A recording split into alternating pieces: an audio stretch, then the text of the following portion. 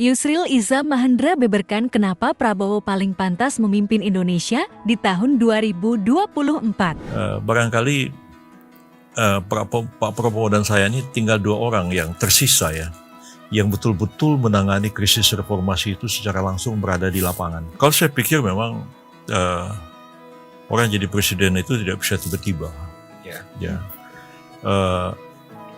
Orang jadi presiden itu paling tidak dia punya pengalaman dalam menangani masalah-masalah pada level nasional. Ya. Walaupun sekarang ini ada kecenderungan ya sejak Pak Jokowi ya, dari wali kota terus jadi gubernur DKI terus jadi presiden. Sejak itu kan selalu terpikir presidennya harus dari gubernur. Ini kan sesuatu yang baru. Nah sekarang ini sepertinya tidak terjadi kaderisasi calon presiden itu dari kabinet. Nah, lalu orang melihat Pak Jokowi kok begitu smooth ya, dari wali kota terus jadi gubernur terus jadi presiden. Lalu orang terpikir, ya siapa gubernur yang pantas jadi presiden? Ya, lalu ya muncullah nama-nama termasuk Pak Ahmad Heriawan, kemudian Pak Ganjar, Ibu Hovifah, kemudian Pak Anies, ya kemudian juga Ridwan Kamil dan lain-lain. Itu masyarakat pikirannya kan seperti itu, tidak lagi memunculkan tokoh dari kabinet karena kabinetnya memang tidak terplot dengan baik seperti itu. Tapi menurut saya sih kita ada sedikit kelemahan ya, karena memang gubernur itu kan baru menangani tingkat lokal, belum dia menangani masalah-masalah pada tingkat nasional dan tingkat internasional. Pikiran saya sih mestinya orang itu ketika dia masuk ke istana, dia sudah tahu apa yang harus dikerjakan oleh seorang presiden. Ya.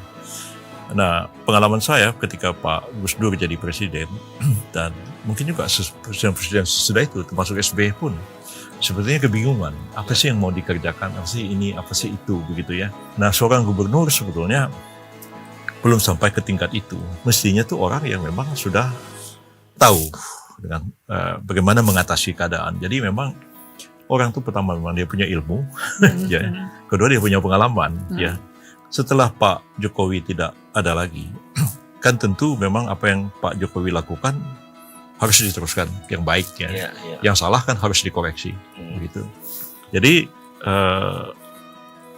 saya melihat memang di antara calon-calon yang ada sebenarnya memang Pak Prabowo merupakan salah satu calon yang lebih